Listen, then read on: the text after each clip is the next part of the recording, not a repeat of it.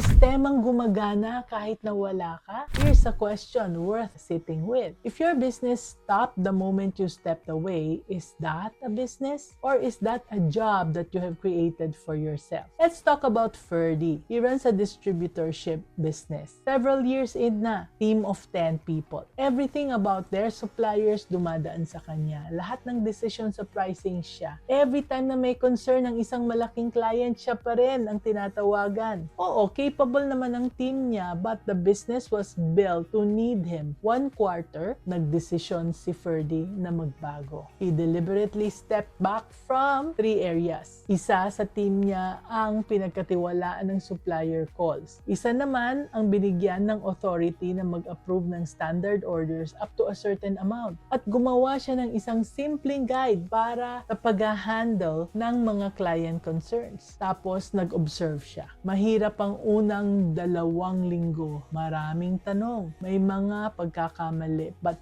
he held his ground. Nag-coach siya. Hindi niya binalik ang control sa sarili niya. By the end of the month, yung 3 areas tumatakbo na. Not perfect, but it is running. And for the first time, Ferdy had time to think about where the business was going instead of just keeping it alive day to day. Anak, ang lesson? Building a system is not about trusting your people less. It's about building something deeper and bigger than any one person, including you. At ito ang tip. Pumili ka ng 3 areas na hawak mo ngayon. I-delegate mo sa team mo and give them the time to learn things.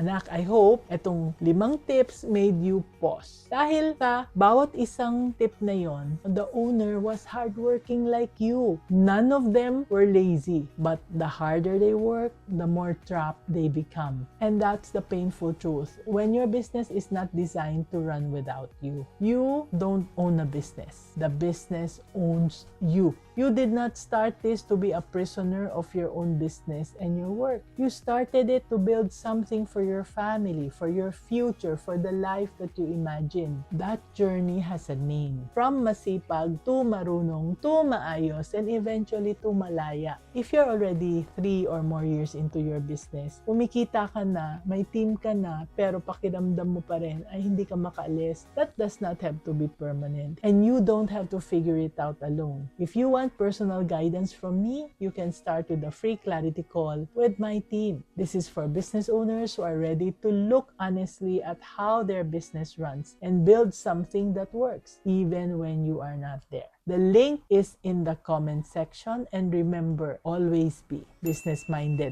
Pinoy.